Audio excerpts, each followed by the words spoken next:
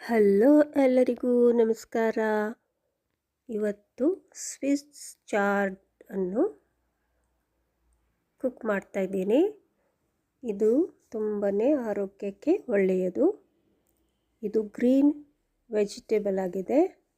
ಇದರಲ್ಲಿ ತುಂಬಾ ನ್ಯೂಟ್ರಿಷನ್ಸ್ ಇದೆ ಹಾಗೂ ವಿಟಮಿನ್ ಕೆ, ಎ, ಸಿ ಮತ್ತು ಮಿನರಲ್ಸ್ ಇದೆ. ತುಂಬ ಪೊಟ್ಯಾಸಿಯಮ್, ಐರನ್, ಮ್ಯಾಗ್ನೀಷಿಯಮ್, ಕಾಪರ್ ಮತ್ತು ಮ್ಯಾಂಗನೀಸ್ ಹೇರಳವಾಗಿ ಇದರಲ್ಲಿ ಇದೆ. ಕ್ಯಾಲ್ಶಿಯಂ ತುಂಬಾ ಇದೆ.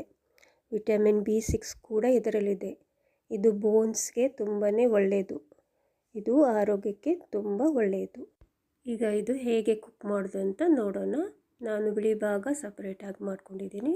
ಬೆಳ್ಳುಳ್ಳಿ, ಶುಂಠಿ ಮತ್ತು ಹಸಿಮೆಣಸು ತೆಗೆದುಕೊಂಡಿದ್ದೀನಿ.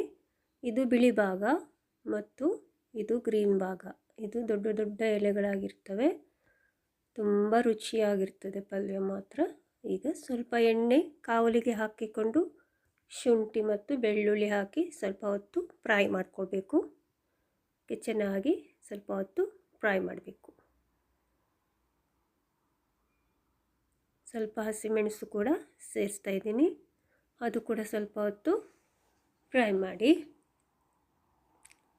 ಈಗ ಬಿಳಿ ಭಾಗವನ್ನು ಮಾತ್ರ ಮೊದಲಿಗೆ ಹಾಕ್ತಾ ಇದ್ದೀನಿ, ಯಾಕೆಂದರೆ ಅದು ಸ್ವಲ್ಪ ಗಟ್ಟಿಯಾಗಿರ್ತದೆ. ಇದು ಸ್ವಲ್ಪ 1-2-3 ನಿಮಿಷ ಇದನ್ನು ಕುಕ್ ಮಾಡ್ಕೊಳ್ಬೇಕು, ಸ್ವಲ್ಪ ಸಾಫ್ಟ್ ಆಗುವವರೆಗೆ. ನೋಡಿ ಈ ಥರ.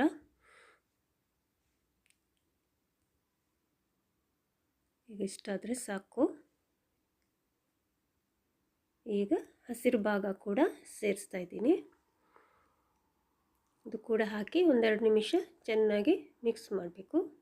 ಅದು ಬೇಗ ಕುಕ್ ಆಗುತ್ತೆ, ತುಂಬ ರುಚಿಯಾಗಿರ್ತದೆ. ಇದು ಸ್ಪಿನೀಚ್ ಮತ್ತು ಬೀಟ್ ಜಾತಿಗೆ ಸೇರಿದಂಥದ್ದು.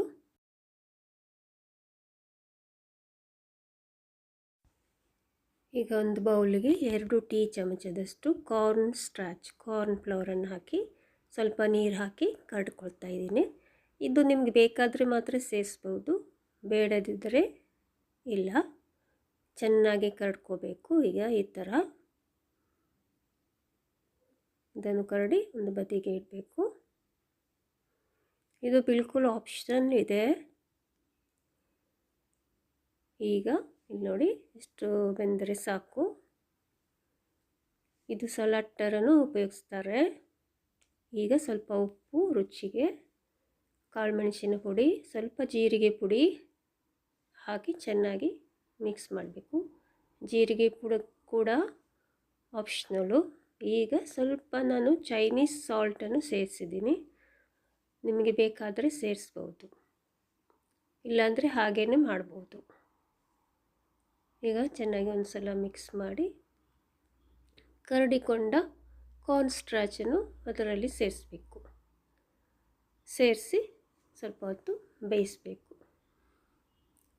ಮತ್ತು ಸ್ವಲ್ಪ ನೀರು ಸೇರಿಸ್ಬೋದು.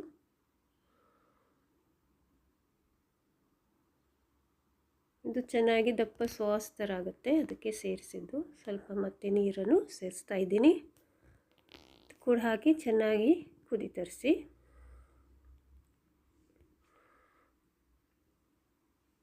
ವಾವ್, ಎಂಥ ಘಮ ಘಮ ರುಚಿ, ತುಂಬ ಟೇಸ್ಟ್. ಈಗ ಸ್ವಲ್ಪ ಸೋಯಾ ಸಾಸ್ ಹಾಕ್ತಾಯಿದ್ದೀನಿ. ಮತ್ತು ಸ್ವಲ್ಪ ದಪ್ಪ ಸೋಯಾ ಸಾಸ್ ಕೂಡ ಸೇರಿಸಿದ್ದೀನಿ. ಇದೆಲ್ಲ ಆಪ್ಷನಲ್ಲು, ನಿಮಗೆ ಬೇಕಾದರೆ ಸೇರಿಸ್ಬೋದು, ಇಲ್ಲಾಂದರೆ ಹಾಗೆ ಮಾಡ್ಬೋದು. ನಾನು ಸೇರಿಸ್ತಾ ಇದ್ದೀನಿ. ನೋಡಿ ಎಷ್ಟು ಚೆನ್ನಾಗಿ ಬಂದಿದೆ. ಟೇಸ್ಟ್ ಮಾತ್ರ ತುಂಬ ಸೂಪರಾಗಿರ್ತದೆ. ಇದು ಚೈನೀಸ್ ಸ್ಟೈಲಲ್ಲಿ ಬರ್ತದೆ ಟೇಸ್ಟು. ಇದು ಅನ್ನದ ಜೊತೆಗೆ ಸರ್ವ್ ಮಾಡಲಿಕ್ಕೆ ತುಂಬಾ ಚೆನ್ನಾಗಿರ್ತದೆ. ನೋಡಿ, ಒಂದು ಒಳ್ಳೆ ಚೆನ್ನಾಗಿ ಕುದಿ ಬಂದರೆ ರೆಡಿ ಆಗಿಬಿಡುತ್ತೆ.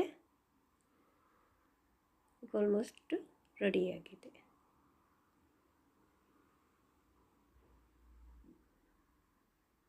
ನೋಡಿ ಎಷ್ಟು ಬೇಗನೆ ರೆಡಿ ಆಯಿತು. ಸರ್ವ್ ಮಾಡಿದರೆ ಆಯಿತು.